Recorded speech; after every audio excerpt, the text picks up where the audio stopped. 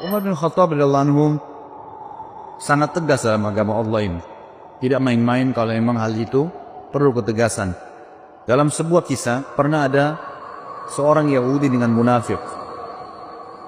Yang munafik ini hutang dari orang Yahudi. Kemudian tiba masa si Yahudi menagih dari munafik bilang nggak ada uang kamu sama saya. Cekcoklah dua orang ini, lalu diambil kesimpulan kita berhukum aja. Waktu itu Nabi SAW masih hidup. Maka datanglah keduanya ke Nabi SAW. Nabi SAW melihat sesuai dengan data-data yang ada, Yahudi punya hak. Kata Nabi SAW, berikanlah haknya si Yahudi ini. Karena memang kamu berutang sama dia, ada buktinya, jelas. Ternyata keluar, munafik ini tetap bilang, saya nggak mau bayar. Belum puas cari orang lain, dicarilah Abu Bakar. Temu Abu Bakar, siapa setelah Nabi SAW? Abu Bakar, orang yang dianggap dimuliakan, datang ke sana. Memperlihatkan kasus kepada Abu Bakar, dipaparkan. Abu Bakar berhukum seperti hukum Nabi SAW. Bahwasanya haknya Yahudi. Ternyata pulang, keluar dari rumah Abu Bakar, si munafik belum puas juga. Saya belum mau bayar. Baik, Yahudi bilang, kalau begitu kita cari orang lain. Kamu mau? Iya. Siapa? Umar bin Khattab. Datang kepada Umar radhiyallahu anhu di rumahnya. Begitu datang ke rumahnya, Umar bin Khattab mengatakan, siapa kalian? Satu mengatakan, mengaku muslim, tapi dia orang munafik. Di sini beliau tidak disebutkan namanya. Kemudian yang satu juga Yahudi. Lalu Umar bertanya, ada apa dengan kalian? Dia bilang, Yahudi bilang, ini si Fulan, utang dengan saya tapi nggak mau bayar, dia tidak mau akui. Lalu Umar pintar, Umar bertanya kepada mereka berdua, apakah kalian sudah pernah bertanya tentang masalah hukum ini sebelum datang ke sini? Kata mereka berdua, sudah. Kata Umar, kepada siapa? Mereka bilang, kami telah datang kepada Muhammad. Kata Umar, apa hukumnya? Kata Muhammad memberikan hak kepada si Yahudi ini, kata si munafik. Karena alasan-alasan yang sudah dipaparkan. Lalu kalian kemana lagi? Mereka berkata, kami sudah ke Abu Bakar. Apa hukumnya Abu Bakar? Sama saja dengan hukumnya Muhammad SAW. Lalu Umar berkata, untuk apa kalian datang kepada saya? Keduanya mengatakan, kami ingin berhukum. Umar bilang, baiklah, tunggu sebentar. Umar masuk ke dalam mengambil pedang. Kemudian mengejar keduanya, akan menebas keduanya. Dua-duanya lari dari rumahnya Umar.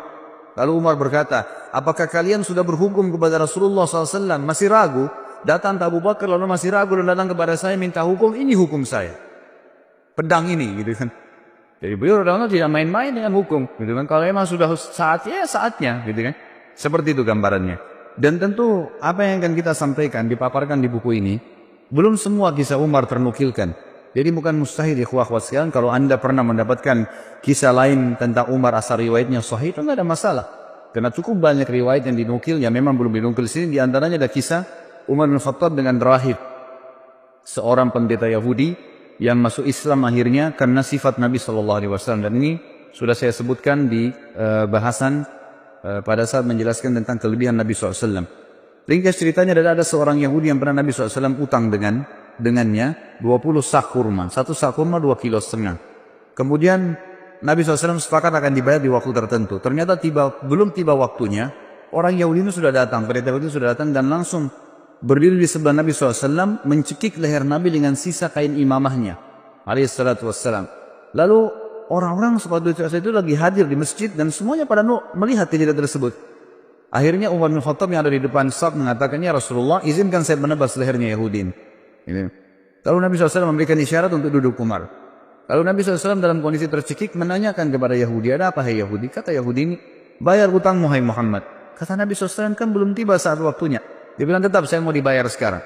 Maka Nabi SAW dalam kondisi duduk tercekik dan Yahudi ini berdiri menarik imamah beliau SAW, berkata kepada Umar, wahai Umar, pergilah ke Baitul Mal dan ambillah 20 sak kurma, bayarkan hutang saya dan tambah 20 sak lagi. Kata Umar, ya Rasulullah, 20 sak pertama, utang Anda 20 sak kedua untuk apa? Kata Nabi SAW, itu hukuman karena kau sudah menakut-nakuti dia. Kau tadi sudah mengancam akan menebas lehernya. Artinya Nabi SAW seakan-akan memberikan isyarat, kalau saya masih ada jangan ambil keputusan, gitu kan? Maka Umar pun pergi ke Baitul Mal, meninggalkan Yahudi ini, Yahudi jalan di belakangnya sambil marah dengan Yahudi ini.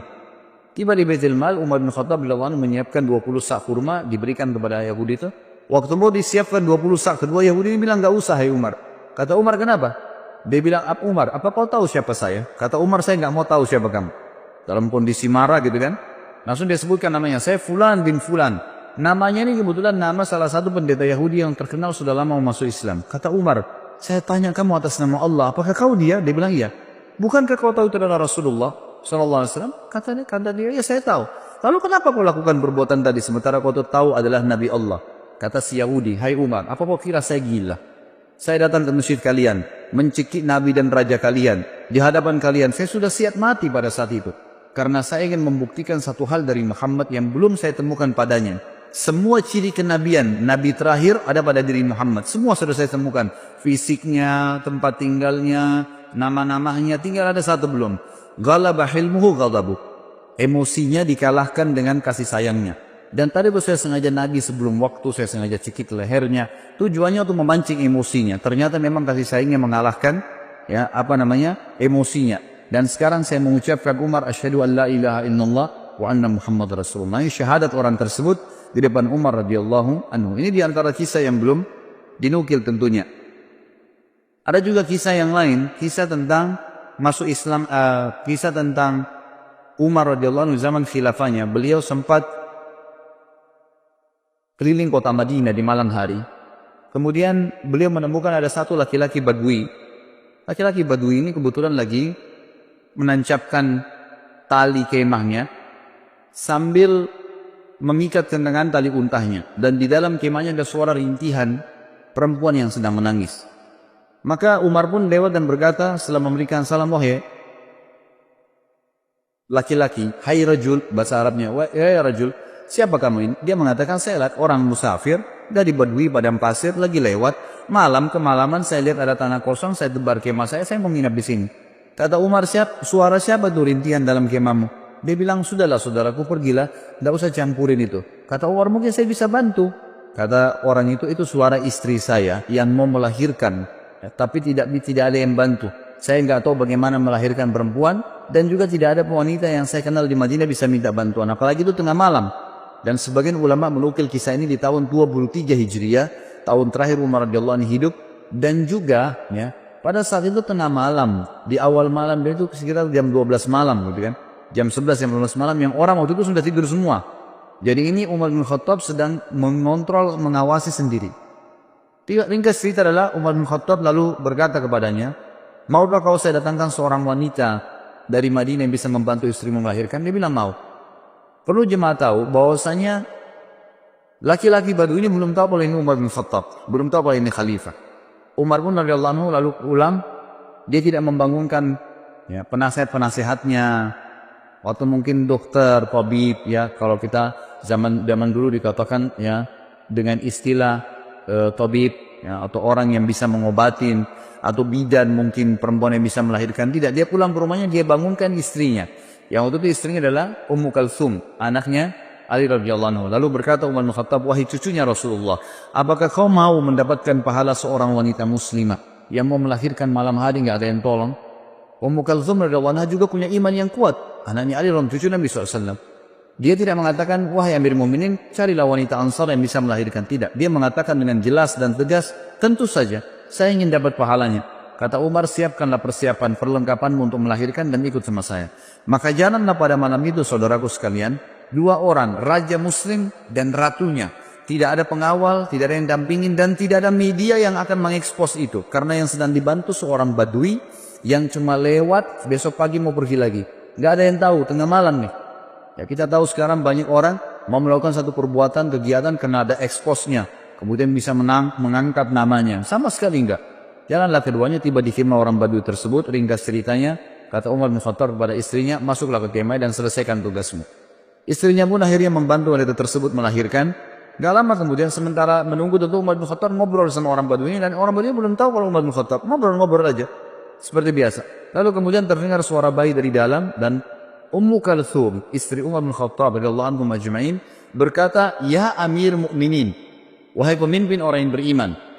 Jadi hai raja, beritahukan kepada laki-laki di sebelahmu kalau istrinya sudah melahirkan normal. Begitu mendengarkan kalimat Amir Mu'minin, si Badui tadi dari tempat duduknya turun ke tanah, ketakutan, lalu berkata, apakah anda Amir Mu'minin Umar bin Khattab? Umar bin Khattab mengatakan kepada dia, ala rizkika, tenang aja. Dia bilang, diulangi, apakah anda Amir Mu'minin Umar bin Khattab? Kata Umar, iya. saya ambil memimpin Umar bin Khattab, dan yang membantu tadi melahirkan istrimu itu adalah Ummu Kalthum, anaknya Ali bin Abi Thalib, cucunya Rasulullah SAW. Maka orang ini pun menangis pada saat itu dan berkata, Maha suci Allah yang telah mengaruniakan saya nikmat yang tidak terhingga malam ini, karena saya telah didepangi duduk oleh raja muslimin, dan istri saya telah dibantu melahirkan oleh ratu muslimin, dan anak saya disentuh pertama kali dengan kulit cucu Nabi SAW. Kita lihat bagaimana perilaku Umar bin Khattab yang luar biasa, gitu kan? Setiap perilakunya menjadi sebuah pelajaran. Kisah yang lain juga, Umar bin Khattab radhiyallahu anhu pernah satu malam jalan, kemudian menemukan di luar kota Madinah tentunya nih. Ini kisah yang sahih adalah di luar kota Madinah. Kemudian dia lagi jalan dan dia temukan ternyata ada seorang wanita yang sedang duduk. Kemudian di sebelahnya ada 3 orang anak yang sedang menangis. Kemudian Umar bin Khattab pun datang sambil mengatakan, Assalamualaikum wahai pemilik cahaya api itu. Lalu wanita itu menjawab, setelah itu Umar mengatakan, apakah engkau mengizinkan aku mendekat? Kata wanita itu, mendekatlah tapi dengan sopan, kalau enggak pergilah. Kata Umar bin Khattab pada saat mendekat, ada apa? Wahai hamba Allah, dia bilang, dan kenapa anak-anakmu menangis? Dia bilang, saya sudah berapa hari enggak makan, anak saya kelaparan, butuh makanan. Terus apa yang kamu masak di panci? Yang saya masak di panci sebuah batu yang saya masukkan supaya anak-anak saya kira saya masak, dan ini sudah 3 hari berjalan. Sementara Amir Mukminin tidak perhatian kepada kami. Dia tidak tahu kalau ini Umar bin Khattab. Lalu Umar pun berkata kepada temannya, kalau tidak salah itu bersama dengan Ubay bin Ka'ab. Mereka berdua lalu menuju ke Baitul Mal, mengambil kebutuhan muslimin, dipikul. Kemudian Umar berkata, angkatlah ke pundakku. Kata Ubay, biar saya yang angkat Amir Mukminin. Kata Umar, angkat ke pundakku sampai 3 kali. Ubay terus mengatakan, biar saya ambil pemimpin. Kata Umar, apa kau ingin memikul dosaku pada hari kiamat? Maka Ubay pun diam. Lalu pergilah mereka berdua bersama. Lalu Umar bin Khattab, dalam riwayat ini dikatakan, meniup panci yang tadinya apinya sudah mulai redam, sampai terlihat asap dan percikan-percikan api berada di antara jenggot beliau. Dan waktu itu Umar bin Khattab memiliki jenggot yang sama Nabi SAW sampai ke dadahnya radhiyallahu anhu. Kemudian beliau meniup-niup di tengah malam, seorang raja meniup api panci untuk memasakkan masyarakatnya. Setelah terbakar api tersebut, lalu Umar bin Khattab mengatakan kepada ibu tersebut, taburilah gandum di atas air. Lalu Umar yang mengaduknya. Terus diaduk sampai menjadi kental, menjadi makanan. Ditaruhlah garam, ditaruhlah segala kebutuhannya. Kemudian setelah itu diberikanlah makan oleh Umar bin Khattab. Dikatakan, berikan saya nampan, dikasih nampan, ditumpah. Kemudian diberikan makan anak-anak tersebut sampai semua kenyang. Setelah kenyang, kata Umar, ambillah ini semua. Lalu ibu tersebut berkata, sungguh demi Allah kau lebih baik daripada Amir Mukminin. Ya tidak tahu kalau ini Umar bin Khattab. Kata Umar, janganlah berkata begitu wali ibu. Kalau kau satu waktu bertemu dengan Amir Mukminin, kau pasti akan menemukan saya ada di sana. Gitu kan? Hanya begitu saja. Lalu Umar bin Khattab memegang tangan Ubay, sama-sama keluar. Kata Ubay, waktu Umar bin Khattab, Amir Mukminin, meninggalkan tempat tersebut, lalu dia menyelip di antara semak belukar seperti binatang buas yang sedang mengintai mangsanya. Dia dengan teliti ke arah ibu tadi sama anak-anak itu. Lalu setelah itu dia lihat anak-anak tersebut yang tadinya nangis, tidur, bangun, bermain, ceria, gitu kan. Lalu Umar bin Khattab mengangkat kepalanya, ya seakan-akan berhenti untuk memata-matai dan berkata, segala puji bagi Allah yang selamatkan saya dari orang-orang ini yang akan menuntut saya pada hari kiamat. Perilaku yang sangat luar biasa dari seorang yang beriman kepada Allah subhanahu wa ta'ala. Dan cukup banyak kisah yang berhubungan dengan hal-hal yang seperti ini. Umar bin Khattab radhiyallahu anhu juga pernah memberikan pelajaran tentang masalah takdir. Sebagaimana dinukil dalam banyak riwayat-riwayat sahih, teman-teman yang pegang buku bisa di halaman 276 sampai 277, kisah yang berhubungan dengan masalah itu. Umar bin Khattab radhiyallahu anhu pernah menuju ke negeri Syam, dan di negeri Syam itu ternyata ada satu wilayah yang akan dimasukin, terkenal ada penyakit taun. Ya, sebelum keluar ke negeri Syam, masih dari kota Madinah, gitu kan. Riwayat sahih menjelaskan masih di kota Madinah.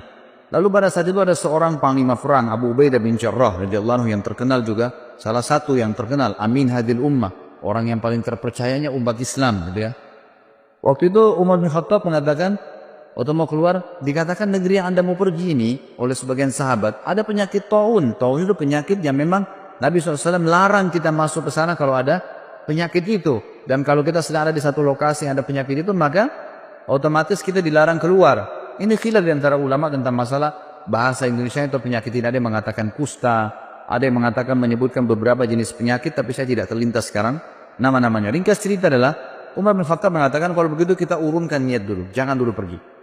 Lalu Abu Ubaidah radhiyallahu anhu datang mengatakan, wahai Amir Mu'minin, apakah anda lari dari takdirnya Allah? Kata Umar bin Khattab, saya lari dari takdir Allah ke takdir Allah yang lain. Nah, jadi maksudnya di sini, selama masih berhubungan dengan perilaku seorang hamba, perilaku pilihan, makan atau tidak, minum atau tidak, tidur atau tidak, keluar atau tidak, semua itu adalah pilihan ikhtiar, gitu kan? Kalau kita mau keluar ternyata khawatir ada gelap, badai, hujan, panaskah, kita lalu memilih lebih di rumah, berarti kita sedang memilih takdir Allah yang lain. Itu maksud Umar radhiyallahu anhu, kan gitu. Maka Umar mengatakan, saya lari dari takdir Allah kepada takdir Allah yang lain. Lalu Umar berkata, wahai Abu Ubaidah, seandainya yang mengucapkan itu bukan kamu, artinya masa kamu yang bisa mengucapkan seperti itu sementara kamu ini adalah orang yang paling terkenal, gitu kan? Lalu akhirnya Umar bin Khattab pun membiarkan. Dalam riwayat yang lain Abu Ubaidah mengatakan, baiklah saya yang akan pergi ke sana. Maka dia pun berangkat. Umar bin Khattab sempat memeluk Abu Ubaidah, mengetahui ini pasti akhir hidupnya, gitu ya. Pergilah mereka pada saat itu. Yang dalam riwayat ini, tapi riwayat ini mengatakan Abu Ubaidah nggak jadi keluar, tetap aja di Madinah, dan akhirnya ditunggulah berita. Umar terus menyebarkan berita. Siapa yang punya berita tentang taun, penyakit taun dari Nabi SAW? Abdurrahman bin Auf, sahabat Nabi yang lain radhiyallahu anhu, sempat waktu itu tersibukkan dengan beberapa kegiatan. Lalu pada saat dengar orang lagi ngumpul bersama Umar bin Khattab, dia pun datang lalu mengatakan, saya memiliki kabar dari Nabi SAW. Ya, dan ini riwayat disebutkan dalam riwayat Bukhari tentang kisah ini. Dia mengatakan, aku mendengarkan Nabi SAW bersabda, idza sami'tum bihi bi ardin fala tuqaddimu alaihi, wa idza waqa'a bi ardin wa antum biha fala takhruju firaran minhu. Jika kalian mendengarkan taun terjadi di satu daerah, maka kalian jangan ke sana. Dan jika kalian bila itu terjadi pada satu kaum, sedangkan kalian berada di dalamnya, maka kalian jangan keluar darinya atau menghindarinya. Maka Umar pun akhirnya bertahmid, mengatakan, alhamdulillah, segala puji bagi Allah yang telah membantu aku untuk mengambil keputusan yang tepat. Juga Bapak Ibu sekalian, ada kisah yang menarik tentang, atau syubhat seringkali kalau Anda baca buku sejarah, Anda temukan tentang ada sering ahli-ahli sejarah Islam juga menulis buku, yang mereka mengatakan Umar bin Khattab tidak menyenangi Khalid bin Walid. Tidak menyenangi Khalid bin Walid. Terbukti Umar bin Khattab melenserkannya dari jabatannya sebagai pimpinan perang. Penulis buku ini meluruskan masalah itu. Beliau mengatakan ini pemahaman yang salah. Umar bin Khattab mencopot Khalid bin Walid dari jabatannya bukan karena Umar bin bencinya. Dan nanti akan beliau katakan bukti. Tetapi Umar bin Khattab sendiri menyebutkan dalam riwayat, ya ini disebutkan dalam Tarikh At-Tabari, ya, disebutkan oleh penulis buku menukil dari situ ya. Beliau mengatakan Umar sempat berkata, sesungguhnya aku tidak mencopot Khalid karena kemarahan atau pengkhianatan, tapi orang-orang telah terfitnah olehnya. Aku khawatir mereka akan disandarkan kepadanya. Maksudnya nanti orang-orang menganggap Khalid bin Walid jadi penyebab menang perang. Jadi fitnah, orang sudah tidak bergantung lagi sama Allah. Maka aku copot gara-gara itu. Dalam riwayat lain dijelaskan bahwasanya pernah terdengar oleh Umar bin Khattab Khalid bin Walid ini berkhianat. Beritanya begitu di harta rampasan perang. Lalu Umar bin Khattab dari Madinah mengutus Bilal. Perlu ikhwah dan akhwat sekalian tahu, teman-teman tahu bahwasanya Khalid bin Walid ini dulu pimpinan, ya, tuan Sayyid di Mekah, gitu kan. Dan Bilal adalah seorang budaknya Umayyah bin Khalaf. Jadi dulu kondisinya tuh secara kejiwaan, ya, orang walaupun sudah masuk Islam, Bilal masih merasa Khalid bin Walid ini dulu tuan, gitu kan, terkenal. Merasa Khalid bin Walid ini dulu tuan, gitu kan, terkenal. Bila Umar ingin menghilangkan perasaan itu dari Bilal dan juga ingin mendidik kaum muslimin tentang sebuah poin penting, tidak ada fanatisme dalam Islam. Maka Umar radhiyallahu anhu mengutus Bilal, mengatakan, wahai Bilal, pergilah ke pasukan muslimin yang dipimpin oleh Khalid bin Walid. Lalu bacakan suratku ini di pada Khalid, sementara Khalid kamu suruh tidur di tanah dan kamu letakkan telapak kakimu di pipinya.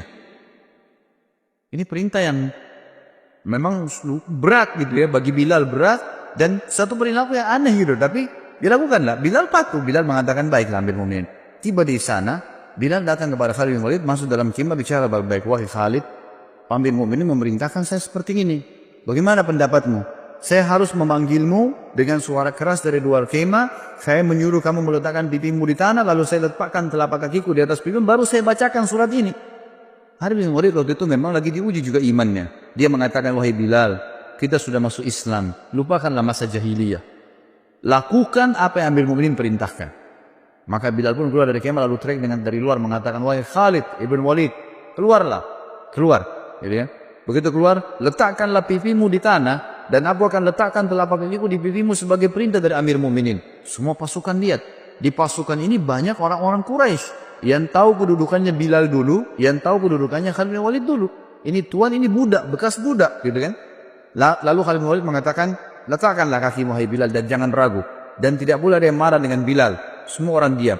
Bilal pun meletakkan kakinya di atas pipinya Khalid bin Walid dan lagi diletakkan di tanah lalu membaca suratnya Amir Mukminin Umar. Umar berkata, ini surat dari Amir Mukminin kepada pimpinan perang Khalid bin Walid. Telah sampai berita kepada saya bahwasanya kau berkhianat dalam masalah ghanimah dalam rampasan perang. Kalau benar, maka beristighfarlah, bertobat sama Allah dan saya lengserkan kamu dari jabatanmu. Kalau tidak benar, maka kau mengatakan tidak benar sementara Bilal masih menginjak pipimu, gitu kan? Dan saya akan tetap mencopot kau dari kepemimpinan, tetap kau berperang tapi bukan lagi pemimpin, agar tidak ada fitnah yang kena di tengah-tengah muslimin. Maka Khalid bin Walid dalam kondisi terinjak pipinya mengatakan itu tidak benar. Sudah selesai Bilal menyampaikan berita tersebut, tapi dia tetap dicopot dari jabatannya. Tapi di sini kita bisa lihat bagaimana ya Umar bin Khattab radhiyallahu anhu sangat tegas, gitu kan? Tapi bukan berarti beliau benci Khalid bin Walid. Terbukti pada saat beliau meninggal dunia atau akan meninggal dunia, sempat Umar bin Khattab berkata, seandainya Abu Ubaidah masih hidup, karena Abu Ubaidah tadi sudah mati. Ya, dalam beberapa riwayat waktu dia pergi ke tempat yang ada taun, maka aku akan mengangkatnya menjadi penggantiku. Sebab kalau aku ditanya oleh Rabbku hari kiamat, kenapa engkau memilih Abu Ubaidah? Aku akan mengatakan bahwasanya aku mendengar hamba dan kekasihmu Muhammad sallallahu alaihi wasallam bersabda, likulli ummatin amin wa aminu hadhil umma Abu Ubaidah bin Jarrah. Setiap umat memiliki orang kepercayaan. Dan orang kepercayaan umat ini adalah Abu Ubaidah bin Jarrah. Kalau seandainya Khalid bin Walid masih hidup, ini kata Umar bin Khattab, ini saksi bahasan kita. Kemudian pasti aku akan mengangkatnya untuk menjadi penerusku. Dan pada saat aku ditanya oleh Allah hari kiamat, oleh Rabbku, kenapa engkau memilih orang ini? Aku akan mengatakan, karena hamba dan kekasihmu Muhammad SAW telah bersabda, Khalid bin Walid sayfun min suyufillahi sallallahu alal musyrikin. Khalid bin Walid adalah salah satu pedang Allah yang Allah henuskan untuk orang-orang musyrik. Sebagaimana disebutkan di dalam, dinukil dari banyak riwayat-riwayat yang sahih. Bagi riwayat ini, kata menurut penulis ya, ini membantah tentang banyaknya isu yang salah tentang pencopotan Khalid bin Walid dari masalah kepemimpinan. Kemudian kita masuk ke masalah bagaimana Baitul Maqdis dibebaskan di zaman Umar bin Khattab. Umar bin Khattab mengutus pasukan ke Baitul Maqdis, ya, kemudian berperang di sana. Ringkas cerita adalah memenangkan peperangan. Lalu penjaga Baitul Maqdis, salah satu pendeta Nasrani waktu itu, tidak mau memberikan kunci kecuali kepada pemimpin muslimin. Maka menyuratlah beberapa pemimpin ya yang memimpin perang waktu itu, termasuk Khalid bin Walid waktu itu ada di sana. Ya, kemudian Miqdad dan beberapa sahabat Nabi yang lain disuruhlah ya menyurat kepada Amir Mukminin. Umar bin Khattab waktu terima surat tersebut mengatakan, baiklah kita berangkat. Berangkatlah Umar bin Khattab menuju ke Palestina. Tiba di Palestina, kebetulan Umar bin Khattab waktu ke Palestina itu berdua bersama budaknya. Bukan budak sebenarnya, pelayannya ya. Bersama dengan pelayannya. Umar bin Khattab sepakat sama pelayannya, selama perjalanan dari Madinah ke Palestina, jauh sekali gitu kan. Perjalanan sebulan. Ya. Kalau sesaat saya di atas unta, sesaat kamu di atas unta. Jadi begitu terus. Dalam waktu tertentu Umar bertukaran tempat sama pelayannya ini. Pas tiba di Palestina, di pintu gerbang Palestina dan ditunggu oleh orang-orang muslimin, tiba gilirannya Umar bin Khattab yang harus narik ke kanannya unta. Hamba sahaya dari belayan itu lagi di atas unta, gitu kan.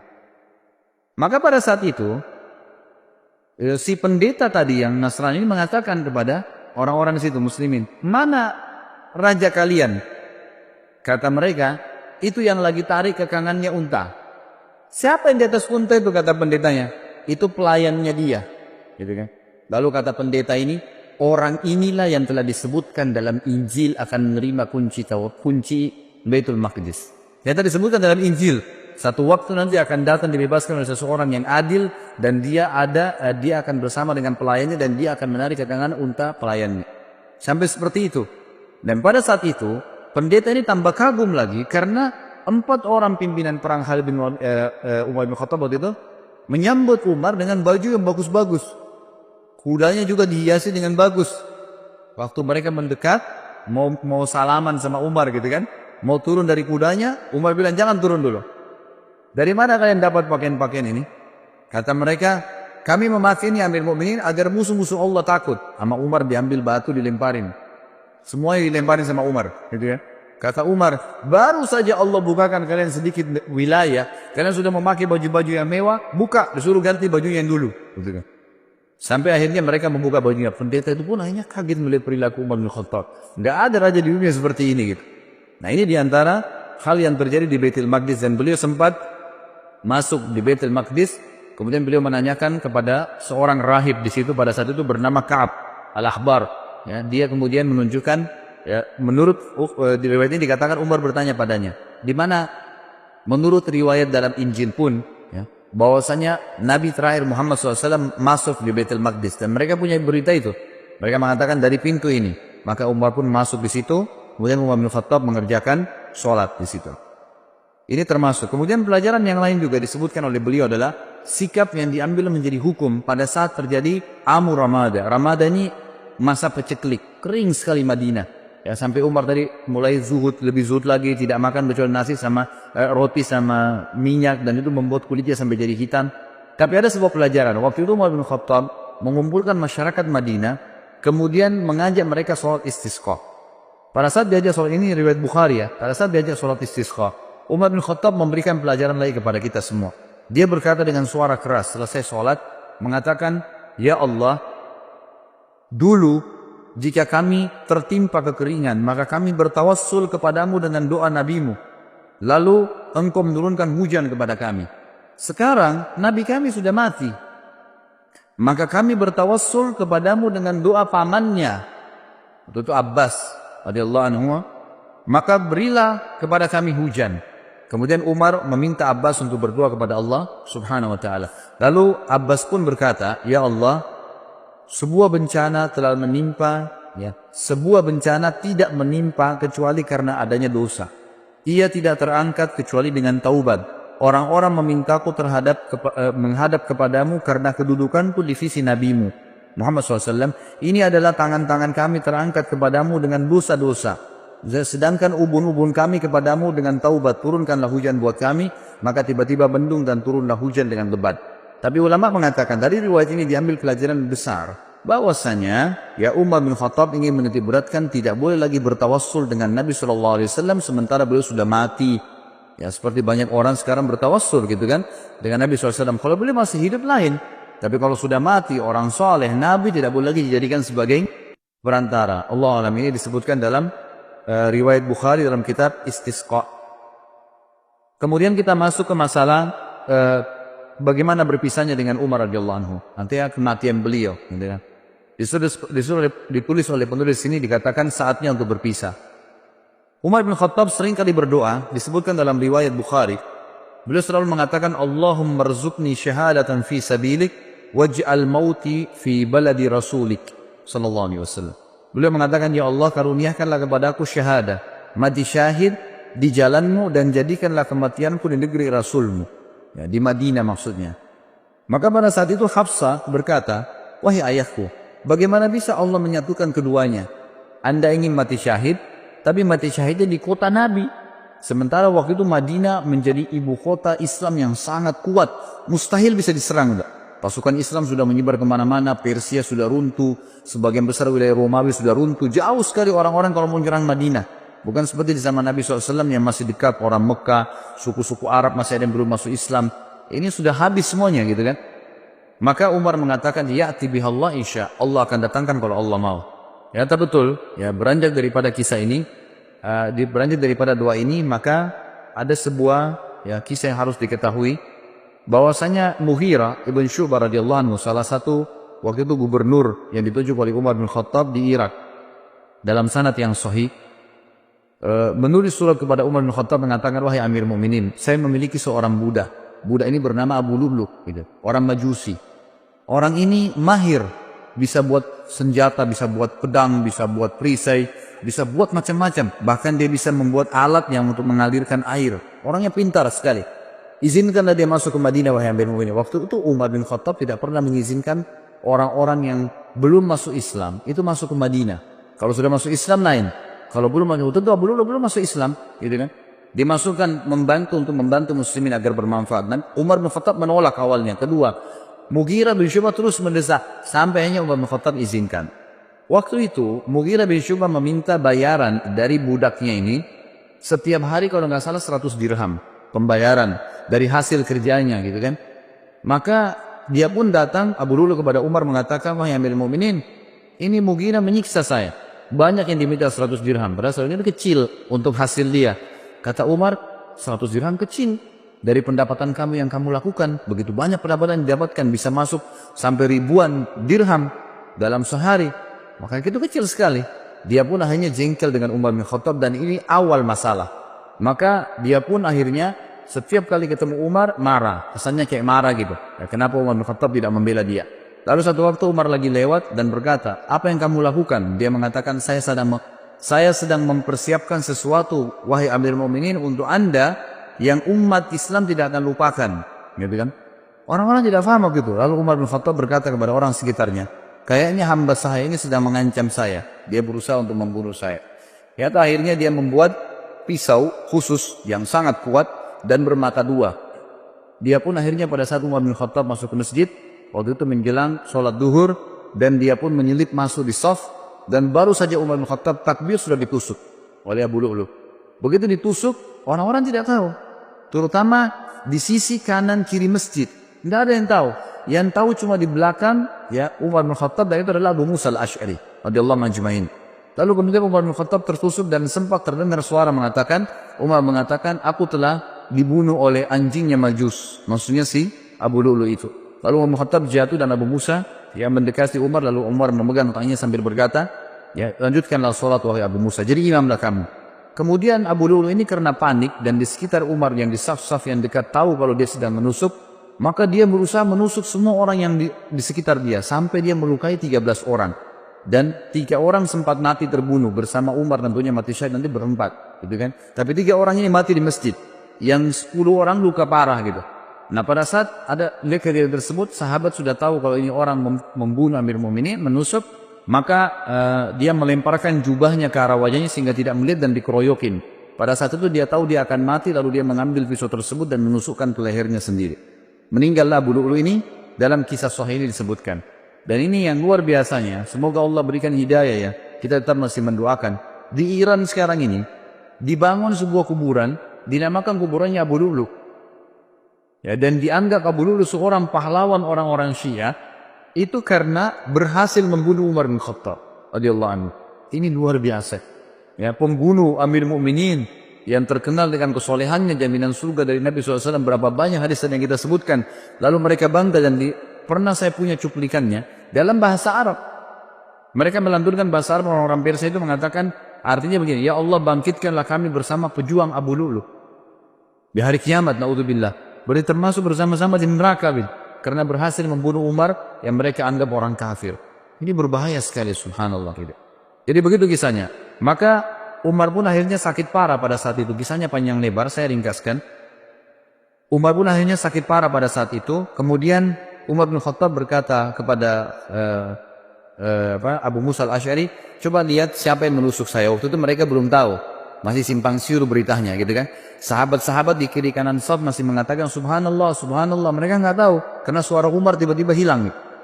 Maka pada saat itulah Abu Musa meninjau mengatakan yang membunuh anda adalah budaknya Mughirah bin Syu'bah, Abu Lu'lu'. Maka Umar pun mengatakan semoga Allah membunuhnya. Kata Abu Musa, sudah mati Amir Mu'minin, dia bunuh dirinya sendiri. Lalu kemudian Umar bin Khattab ternyata tusukannya sangat keras. Dari belakang di sisi kanan perut, itu saking tajamnya pisau itu dan tebal gitu kan, sehingga pada saat ditusuk dan memang dia niat membunuh, ditusuk sampai tembus ke depan perutnya Umar radhiyallahu anhu. Jadi lubang dari belakang sampai ke depan. Dan pada saat itu beberapa sahabat dan tabi'in sempat membawakan minuman kepada Umar bin Khattab. Ada yang membawa air kismis, ada yang membawa juga susu unta. Dan pada saat diminum, maka keluar dari sisi lubang perutnya. Dan dipanggil pada saat itu ada seorang tabib yang jelas sekali ya mengetahui masalah dan mengatakan kayaknya ambil mobilnya sudah tidak tertolong lagi. Tidak tertolong lagi. Umar pun mengatakan, dan ini pelajaran-pelajaran yang kita bisa ambil luar biasa ya. Subhanallah, setiap orang yang dekat dengan Allah, sebelum meninggal dunia, kita dengar kisah Abu Bakar yang lalu. Ini kisah Umar. Nanti kita dengar juga kisah Uthman, kisah Ali. Sahabat-sahabat yang mulia ini, yang dekat sama Allah. Sebelum meninggal, Allah kayak berikan isyarat mereka akan meninggal. Ya. Jadi mereka sempat mengembalikan amanah, mereka sempat memberikan wasiat, mereka masih sempat menasihati, mereka masih sempat menuju khalifah setelahnya. Banyak hal yang dilakukan gitu kan. Termasuk Umar bin Khattab. Umar bin Khattab akhirnya berbicara, kalau saya mati, gitu kan, maka kuburkanlah saya, ya, dan mintalah, dipanggil Abdullah bin Umar, mintalah kepada Ummul Mukminin Aisyah. Minta kepada Aisyah agar Aisyah mengizinkan aku dikuburkan bersama dua sahabatku, Rasulullah SAW dan Abu Bakar. Maka Abdullah bin Umar pun mengatakan, saya masuk ke rumah Aisyah dan mengatakan, wahai Amirul Mukminin, Umar mengirim salam dan meminta izin untuk dikubur. Aisyah pun menangis mendengar berita Umar lalu berkata, semestinya aku berharap itu tempatku, aku dikuburkan di situ. Tapi aku akan izinkan untuknya. Waktu kembali Abdullah bin Umar kepada ayahnya Umar bin Khattab radhiyallahu anhu majma'in, Umar berkata waktu disampaikan, apa beritamu? Abdullah bin Umar mengatakan, Ummul Mukminin mengizinkan. Kata Umar, segala puji bagi Allah yang menerima doa ini. Tapi pada saat saya sudah jadi jenazah, jadi sudah tahu kalau mau mati. Sebelum saya dimasukkan ke dalam rumah Aisyah, tetap minta izin dulu. Kalau Aisyah mengizinkan Ummul Mukminin, kuburkan saya bersama Abu Bakar dan Rasulullah SAW. Tapi kalau tidak, kuburkan saya di pemakaman kaum muslimin umumnya. Gitu kan? Begitu penyampaiannya. Pada saat Umar bin Khattab lagi sakit keras, ada beberapa kejadian penting yang kita bisa ambil pelajaran juga. Yang pertama adalah, sempat Umar bin Khattab pingsan. Waktu itu di sebelah Umar yang paling dekat adalah Abbas, paman Nabi SAW radhiyallahu anhu, dan juga Ali bin Abi Thalib yang waktu itu mertua Nabi, mertuanya Umar bin Khattab, dan juga sahabat dekatnya Umar bin Khattab radhiyallahu anhu. Dan ini pelajaran besar sekali yang kita bisa ambil. Ahli sunnah wal jamaah meyakini Ali dan sahabat-sahabat lain semuanya mulia. Tidak pernah kita mencaci maki mereka, gitu kan? Beda dengan kaum Syiah yang terus-menerus mencaci maki sahabat. Jadi berbahaya sekali, gitu. Ini bisa sampai pada tingkat kekufuran mereka, apalagi mengkafirkan sahabat. Sabda Nabi SAW, siapa yang mengatakan kufur kepada saudaranya muslim, maka itu akan kembali kepada salah satu di antara mereka, siapa yang lebih berhak, ya, pengucapnya atau penerimanya. Jadi tidak mungkin ketemu antara sahabat dengan orang biasa. Tentu saja orang biasa yang ikut kena dalam masalah ini. Ali berkata, ya, pada saat itu Umar pingsan, terdengar azan. Lalu Abbas berkata, bagaimana nih kepada Ali? Amirul Mukminin lagi pingsan. Kata Ali, ada rahasianya. Lalu Ali pun mendekati kuping Umar sambil berkata, As-salat ya Amirul Mukminin. As-salat ya Amirul Mukminin. 3 kali. As-salat ya Amirul Mukminin. 3 kali cuma. Salat wahai Amirul Mukminin. 3 kali. Tiba-tiba Umar yang kondisi pingsan, perutnya ini lubang dari belakang ke depan, ya, bangun, terbangun lalu mengatakan, iya, tidak ada Islam bagi orang yang tidak sholat. Sholat membangunkan dari pingsan, subhanallah. Ya. Kita kadang-kadang hanya kena tidur malam, sudah lama tidurnya, ranjangnya enak, nggak bisa bangun dengan azan. Kupingnya dikincingi sama syaitan, gitu kan. Tapi kalau ini enggak, radhiyallahu anhu, bangun, dalam kondisi pingsan bisa bangun hanya dengan meninggal sholat, karena kuatnya imannya. Lalu dalam riwayat lain juga dikatakan Umar bin Khattab sempat tertidur, pingsan, tidak dibangunkan pada saat itu sampai menjelang mau terbit matahari.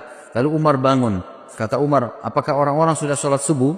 Kata mereka, sudah Amirul Mukminin. Lalu Umar mengatakan, iya, tidak ada ya bagian yang boleh dihormatin, diberikan jabatan di dalam Islam bagi seseorang yang tidak sholat. Ya, maka terjadilah pada saat itu Umar bin Khattab pun sholat subuh sendirian sambil duduk. Ini riwayat yang pertama. Riwayat yang kedua, pada saat beliau sakit keras, maka datanglah orang-orang yang mendoakan, mengatakan Amirul Mukminin, adalah utusan, adalah pendamping Rasulullah SAW, adalah ini, dipuji-pujilah Umar bin Khattab. Mereka selalu menepis, jangan katakan itu, terus begitu. Sampai ada seorang anak laki-laki berkata, wahai Amirul Mukminin, bergembiralah dengan berita gembira dari Allah kepadamu, persahabatanmu dengan Rasulullah SAW. Itu sudah satu nilai. Perjuanganmu ya, perjuanganmu dalam Islam yang telah engkau ketahui. Kemudian engkau memimpin dengan adil, kemudian engkau meraih syahadah, mati syahid sekarang. Lalu Umar menjawab, aku berharap semua itu tidak ada sambutannya denganku. Artinya jangan sampai aku merasa bangga dengan itu. Lalu ya untuknya beliau mengatakan, dan akhirnya aku lepas dari tanggung jawabku, atau aku akhirnya tetap bertanggung jawab dengan dosa-dosa yang aku lakukan. Lalu pada saat anak muda itu mau keluar, ternyata anak muda ini bajunya menutupi mata kakinya. Dan ini riwayat jarang sekali disebutkan. Sebenarnya riwayat ini riwayat sahih ya, yang menyebutkan tentang dilarangnya laki-laki untuk isbal, menutup mata kakinya dengan celananya, dengan pakaiannya. Ini masuk dalam bab isbal sebenarnya. Lalu Umar melihat ternyata sarungnya, pakaiannya laki-laki anak muda itu menyentuh tanah, menutup mata kakinya. Lalu Umar berkata, panggil anak muda itu ke sini. Dipanggil kembali. Lalu Umar dalam kondisi sudah mau meninggal, lemah, masih bisa menasihatin orang lain. Apa yang dia katakan? Ya ibna akhi, irfa' thawbak, fa innahu abqa li thawmik wa atqa li rabbik. Wahai keponakanku, ya, biasanya orang dalam agama kita ini, kalau ada seseorang anak muslim lebih muda, ya, kita bisa mengatakan wahai anak saudaraku. Kalau kita biasa mengatakan keponakan, karena ayahnya kan saudara kita dalam Islam. Ya, biasa dikatakan gitu, ya ibna akhi, gitu kan. Angkatlah pakaianmu, karena itu akan lebih awet bagi pakaianmu, tidak mudah kotor, ya, tidak bisa menjatuhkan kamu, karena kalau panjang bisa menjatuhkan, bisa keinjak dan seterusnya. Dan itu lebih bertakwa kepada Rabbmu. Kemudian Ibnu Abbas berkata, aku berkata kepada Umar, bergembiralah, engkau akan meraih surga. Sungguh engkau telah menyertai Rasulullah dalam waktu yang lama. Engkau memegang urusan orang-orang beriman. Engkau bersikap tegas dalam menunaikan amanah. Umar berkata, adapun berita gembira surga yang engkau katakan kepadaku, demi Allah, seandainya aku mempunyai dunia dengan segala isinya, saya aku akan menjadikannya sebagai tebusan untuk menghadapi ketakutan besar yang ada di hadapanku sebelum aku mengetahui berita itu. Maksudnya, aku akan, ya, belum bisa aku mengatakan itulah pegangan itu, jadikan pegangan surga itu. Walaupun sudah dijamin oleh Nabi SAW. Kalau seandainya aku punya dunia dan seluruh isinya, aku akan jadikan sebagai tebusan agar bisa mendapatkan surga itu. Adapun ucapanmu bahwasanya aku telah memegang urusan umat Islam, demi Allah aku berharap bahwa hal itu tidak ada sangkutannya denganku. Untung ruginya tidak ada hubungannya denganku. Adapun yang engkau katakan bahwa aku telah menyertai Nabi SAW, maka hal tersebut benar. Hal tersebut benar. Ini diriwayatkan oleh Imam Ahmad dalam musnadnya. Kemudian Imam Adzabi juga mengatakan, Ibnu Umar berkata radhiyallahu anhum ajmain, kepala Umar berada di pangkuanku pada saat beliau sedang tertusuk, ya. Lalu ia berkata, letakkan pipiku di tanah, kata Umar. Lalu aku meletakkannya, kata Abdullah bin Umar radhiyallahu anhu ajmain. Dia berkata, celaka bagiku dan celaka bagi ibuku jika Rabbku tidak merahmati. Artinya betul-betul kecelakaan, ya, luar biasa kalau sampai aku tidak, ya, diampuni oleh Allah Subhanahu wa taala. Lalu beliau sempat sebelum meninggal juga memberikan wasiat kepada, beliau mengatakan, aku berwasiat kepada khalifah yang datang setelahku, berbuat baik kepada muhajirin angkatan pertama, karena mereka lah orang-orang yang telah masuk Islam di awal, ya, dan memberikan hak-hak mereka, menghormati mereka. Yang kedua, aku berwasiat kepada orang-orang Ansar yang telah memperjuangkan dan menjual seluruh harta dan jiwa mereka untuk agama. Lalu berbuat baiklah kepada rakyat-rakyat di kota-kota dan di desa-desa, karena mereka adalah pejuang-pejuang Islam. Berbuat baiklah kepada orang-orang Badui, karena mereka adalah orang-orang asli muasal orang Arab dan penopang Islam. Serta aku juga mewasiatkan berbuat baik kepada zimmah, ahli zimmah, orang-orang kafir yang di bawah naungan pemerintahan Islam, karena, ya, hak mereka harus dipenuhi sebagaimana Nabi SAW perintahkan.